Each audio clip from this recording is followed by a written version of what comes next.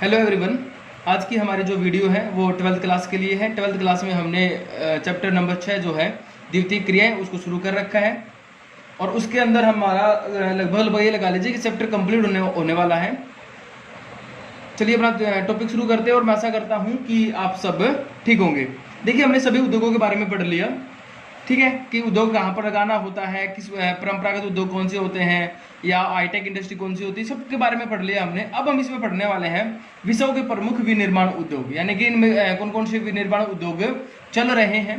तो देखिए, मैं आप लोगों को बता दूं कि ये जो विनिर्माण जो उद्योग है ना, ये किसी भी देश की जो अर्थव्यवस्था होती है उसको आगे बढ़ाते हैं, ठीक है। अर्थव्यवस्था को मजबूत करने में इनका बहुत बड़ा योगदान होता है, क्योंकि इनके अंदर से जो उत्पादन होता है ना, उत्पादन होने के बाद फिर आयात और निर्यात शुरू होता है किसी दूसरे देशों के साथ। इससे क्या होता है, इससे जो किसी भी देश की जो अर्थव्यवस्था होती है वो काफी मजबूत हो जाती है भाई, ठीक है।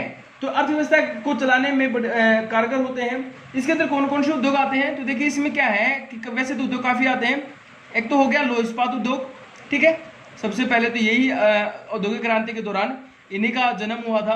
उसके बाद है वस्त्र उद्योग, और वस्त्र उद्योग में हम पढ़ेंगे सूती वस्त्र उद्योग भाई, ठीक है। तो यहाँ पर मैं लिख देता हूं सूती वस्त्र उद्योग। इसके अलावा यहाँ पर जो है मोटर गाड़ी उद्योग, ठीक है, इनके बारे में हम नहीं पढ़ेंगे।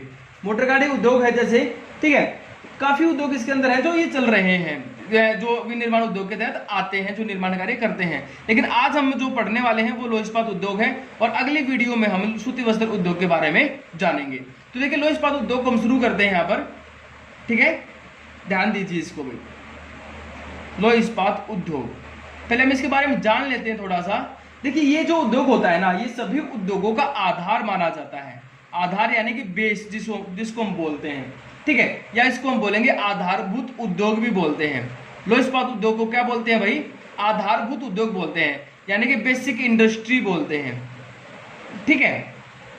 क्यों बोलते हैं इसको?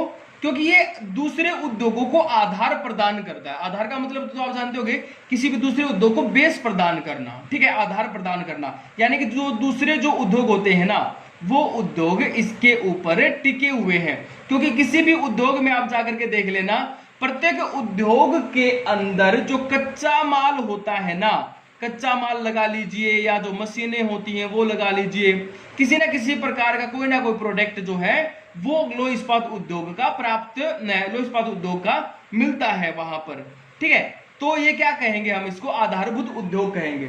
उसके बाद में इसको हम ना कुछ दूसरे और नाम है इसके जो इसमें जान सकते हैं। इसमें कहता है कि सभी उद्योगों की जननी, क्योंकि सभी उद्योगों को कच्चा माल प्रदान करता है, दूसरे सामान प्रदान करता है, तो उद्योगों की जननी, सभी उद्योगों की जननी के नाम से भी जाना जाता है।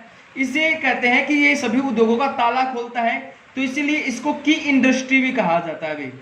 की इंडस्ट्री के नाम से भी इसको जाना जाता है। ये याद कर लेना आप, क्रम है ये, ताकि एक नंबर में अगर क्वेश्चन आ जाए तो आप लोगों को पता हो कि आधारभूत उद्योग कौन सा होता है, उद्योगों की जननी के नाम से किसको जाना जाता है, की इंडस्ट्री के नाम से किसको जाना जाता है, ठीक है। इनको भारी उद्योग भी कहा जाता है। पहले इनके नाम से ही देख लेते हैं। भारी उद्योग क्यों कहा जाता है? क्योंकि इसके अंदर है ना कच्चा माल बहुत अधिक प्राप्त यूज होता है भाई, कच्चा माल का अधिक प्रयोग होता है, ठीक है। और इनका जो उत्पादन होता है वो भी यहाँ पर भारी भरकम होता है, तो इसलिए इसको क्या बोलते हैं?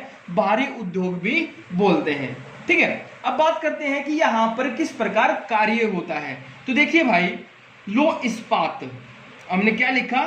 लौह इस्पात। इसका मतलब क्या है? लौह अयस्क से इस्पात का निर्माण करना, ठीक है। लौह अयस्क से क्या करना? लौह अयस्क से इस्पात का निर्माण करना, ठीक है। लौह अयस्क से इस्पात का निर्माण करना। अब मैं आप लोगों को बताता हूं कि ये किस प्रकार होता है। जो जमीन के अंदर से हम जो खनन का कार्य करते हैं ना, खनिजों के बारे में आप लोगों ने जाना होगा। जो खनिज होते हैं वो कहां से निकाले जाते हैं? वो जमीन से निकाले जाते हैं, ठीक है। खनन की प्रक्रिया के द्वारा खनिज निकाले जाते हैं। अब ये जो खनिज होते हैं, जो लोहा होता है, जिस लोहे का हम प्रयोग कर रहे हैं, अब ये नहीं है कि आपके घर में जो लोहे की बनी जो चीजें हैं, वो लोहा हमें ऐसी मजबूत अवस्था में जमीन के नीचे मिला था, नहीं मिलता है। वहां पर मिलता है ये जो लोहा होता है, ये जिसको हम बोलेंगे लौह अयस्क, वहां पर हमें क्या मिलता है? लौह अयस्क के रूप में मिलता है, अयस्क के रूप में। इसका मतलब होता है कि लोहा जो है ना, किसी दूसरे चीजों के अंदर शामिल होता है। जैसे चट्टान के अंदर शामिल हो सकता है। ठीक है, ये मिलता है या तो एस के रूप में या फिर ये यौगिक के रूप में मिलता है, कंपाउंड के रूप में। एस को बोला जाता है ओर, ठीक है, आयरन ओर बोला जाता है, आयरन ओर, और ये इसको बोला जाता है कंपाउंड। ठीक है, तो ये कहता है तो ये हमें कंपाउंड के रूप में मिलता है या फिर हमें ओर के रूप में मिलता है। अब इनका क्या किया जाता है, फिर उसके बाद इस लो एस को निकालने के बाद है ना एक भट्ठी होती है जिसको हम जोखा भट्ठी कहते हैं। ठीक है, जोखा भट्ठी। इस जोखा भट्ठी में क्या होता है, ये जो भट्ठी हो गई, ठीक है, इस जोखा भट्ठी के अंदर क्या किया जाता है, ये लो एस जो है इसको डाल दिया जाता है। ठीक है, इसके साथ में इसमें कार्बन डाला जाता है। ठीक है, कार्बन डाल दिया, उसके बाद इसमें चूना पत्थर डाला जाता है और इसको फिर गलाने का काम किया जाता है। ठीक है, यहाँ पर इसका टेम्परेचर बढ़ा दिया जाता है, तापमान बढ़ने के बाद कहता है इसको गलाया जाता है, और जो जिसके अंदर वो मिला हुआ था ना वो चीजें खत्म होकर के हमें क्या मिलता है, फिर हमें यहाँ से बाहर निकालते हैं तो पिघला हुआ लोहा मिलेगा, द्रव अवस्था में लोहा निकल करके आता है। ये मजबूत नहीं होता है। ठीक है, ये जो लो एस होते हैं मजबूत नहीं होता है। यहाँ पर इसमें कार्बन और चूना पत्थर मिलाने के बाद ये बनता है, जो पिघला लोहा होता है इसे बाहर निकाला जाता है। पिघला लोहा ठंडा होने के बाद जो बनता है उसको हम कच्चा लोहा कहते हैं। ठीक है, कच्चा लोहा कहते हैं। अब उसके बाद यहाँ पर क्या है, इस कच्चे लोहे के अंदर मैग्नीज मिला दिया जाता है। ठीक है, मैग्नीज, और जब मैग्नीज मिलता है ना इस कच्चे लोहे के अंदर तब बनता है ये इस्पात। इस्पात का मतलब हो गया स्टील, जिसको हम स्टील बोलते हैं। ठीक है, आयरन एंड स्टील जिसको हम कहेंगे। ठीक है, तो ये बन जाता है स्टील भाई। और आप लोगों को पता है कि सुई से लेकर के और बड़ी से बड़ी कोई मशीन लगा लीजिए, रेल की पटरी लगा लीजिए, सारी चीजें इस लो इस्पात से बनी होती है। आगे बात समझ में। ठीक है, अब इसमें बात करते हैं आगे कि जो लो इस्पात जो उद्योग है, ये जो इंडस्ट्री है, ये कहां पर लगाई जाती है, लो इस्पात उद्योग कहां पर लगाया जाता है। अब आप लोगों को ये तो समझ में आ गया होगा कि यहां पर बनाया क्या जाता है। यहां से पता चला लो एस के निकाल करके उसे एक इस्पात में तब्दील किया जाता है, यानी कि एक मजबूत लोहा बनाया जाता है, और फिर उस लोहे से अनेक प्रकार के जो मशीनें हो गई या फिर एक बड़े लोहे का सरिया बनाना, ठीक है, पटरी बनाना, इस प्रकार के कार्य, रेल के डिब्बे बनाने, इस प्रकार के कार्य वहां पर फिर चलते रहते हैं। लेकिन सबसे पहले यहाँ पर सबसे बड़ा क्या है, लो एस्क से वहां पर लो इस्पात का निर्माण करना, ये कार्य यहाँ पर होता है। अब इसको लगाया कहां पर जाएगा, इसको स्थापित कहां पर किया जाएगा, तो देखिए किसी भी उद्योग को स्थापित करने के लिए हमने पहले भी पढ़ रखे हैं वो कारक, और सबसे पहले आता कच्चा माल भाई। तो देखिए यहां पर क्या है कि किसी भी उद्योग हम कहां लगाएंगे जहां पर कच्चा माल प्राप्त होता है। अब इसके निर्माण के लिए हमें क्या क्या चाहिए, लो इस्पात निर्माण के लिए हमें क्या चाहिए, एक तो चाहिए लो एस्क, ठीक है, लो एस्क मिलना चाहिए। दूसरा हमें क्या मिलना चाहिए, यहां पर कार्बन होना चाहिए, ठीक है, चूना पत्थर होना चाहिए हमारे पास, और मैग्नीज होना चाहिए। कम से कम ये तो होना चाहिए, इसकी रिक्वायरमेंट है भाई। जहां पर ये मिलते हैं ना वहां पर इस उद्योग को स्थापित किया जाता है। आगे बात समझ में। दूसरा यहां पर क्या होता है, कहां पर लगाएंगे, दूसरा होता है कि जहां पर परिवहन की सुविधा अच्छी हो, यानी कि कच्चे माल को लाने ले जाने की सुविधा जो है वो अच्छी प्रकार से हो, ठीक है, या सस्ती हो, वहां पर इस उद्योग को लगाया जाता है। जिसमें बोलेंगे हमें पतन के समीप, जो पतन जो बंदरगाहें होती हैं उनके समीप भी इस उद्योग को स्थापित किया जा सकता है। आगे बात समझ में, ठीक है। तीसरा यहां पर कहता है कि मान लो छोटे कारखाने हो, बड़े कारखाने ना होकर के छोटे कारखाने होते हैं, उनको कहां पर लगाएं, तो जो छोटे कारखाने होते हैं इनको लगाया जाता है बाजार के निकट भाई, ठीक है। कहां पर लगाएंगे, बाजार के निकट, क्योंकि यहां पर जो कच्चा माल है ना, यानी कि जो लोहा है, वो क्या करते हैं, जो रद्दी जो धातु होती है, रद्दी धातु, यानी कि जो धातु हम घरों के अंदर से निकाल करके कोई पुराना सामान हम बेच देते हैं लोहे का, ठीक है, उस रद्दी धातु से ये कच्चा माल प्राप्त करते हैं जो छोटे कारखाने होते हैं, ठीक है, और वहीं पर इनको बाजार के निकट लगा लिया जाता है, ठीक है। तो ये थे क्या कि इनको कहां पर लगाना चाहिए। आगे बात समझ में। अब बात करते हैं हम कि ये इनका वितरण पढ़ लेते हैं कि जो ये उद्योग है ये विश्व में कहां कहां पर है। देखिए अगर मान लीजिए बड़ा प्रश्न ना बने, बड़ा प्रश्न ना आए, तो 1 या 2 नंबर के अंदर इनका वितरण पूछ लिया जाता है, क्षेत्र पूछ लिए जाते हैं डायरेक्ट कि संयुक्त राज्य अमेरिका के अंदर लो इस्पात उद्योग का वितरण बताइए, या लो एस्क कहां पाया जाता है, ठीक है, लो इस्पात का उद्योग कहाँ पर स्थित है, ठीक है, तो उनके बारे में पढ़ते हैं। तो यहाँ पर हम इसको किस हिसाब से पढ़ेंगे, इसको पढ़ेंगे महाद्वीप में देखेंगे, उत्तरी अमेरिका भाई, ठीक है।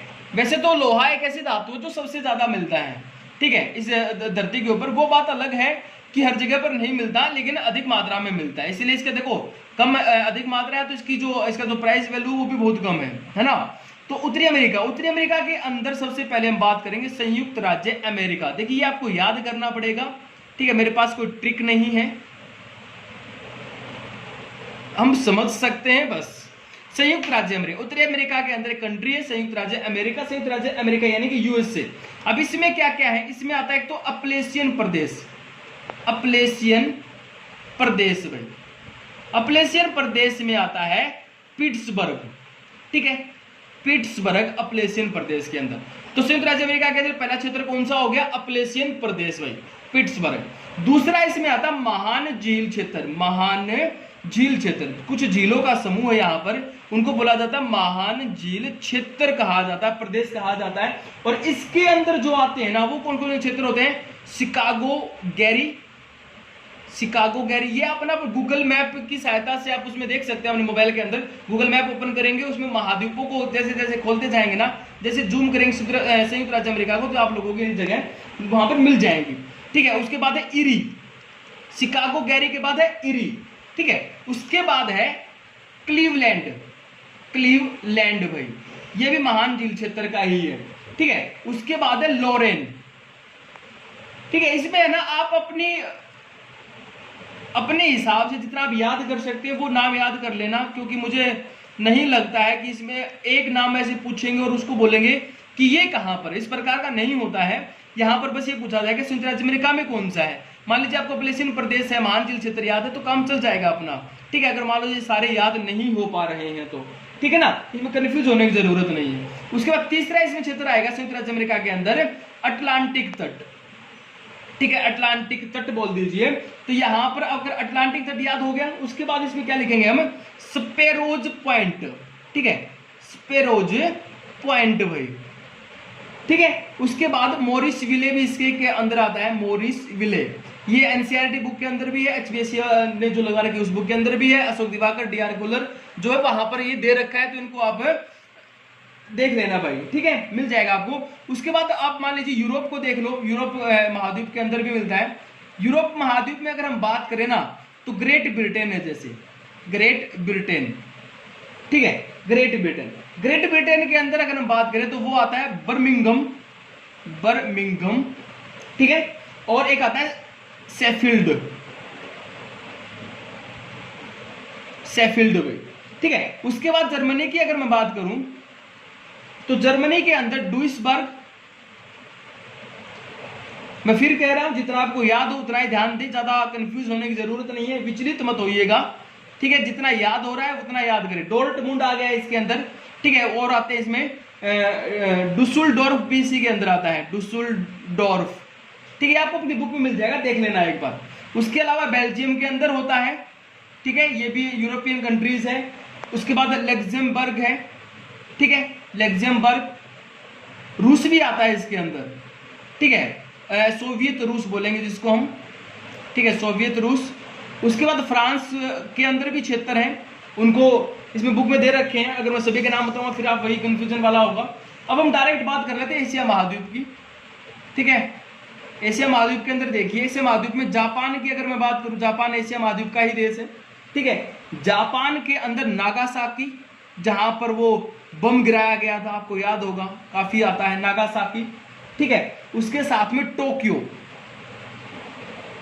ठीक है। फिर आता है चीन भाई, चीन के अंदर जो है संघाई, ठीक है। और एक वुहान याद कर लीजिए, संघाई और वुहान दोनों याद हो सकते हैं। संघाई प्रसिद्ध है, वुहान अब प्रसिद्ध हो गया है। कोरोना कहते हैं कि वुहान से आया है, ठीक है, वुहान शहर से आया है।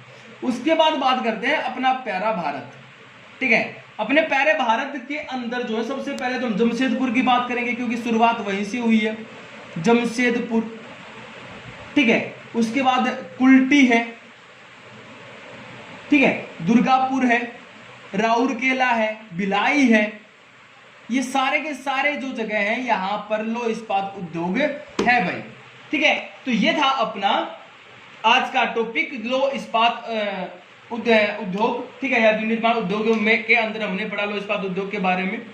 मैं उम्मीद करता हूं कि आप लोगों को समझ में आ गया होगा। अपनी बुक जरूर पढ़े वीडियो देखने के बाद, और वीडियो कैसी लगी या फिर इसके अंदर कोई अगर आपको डाउट है तो मुझे कमेंट बॉक्स में जरूर बताइए। Thank you.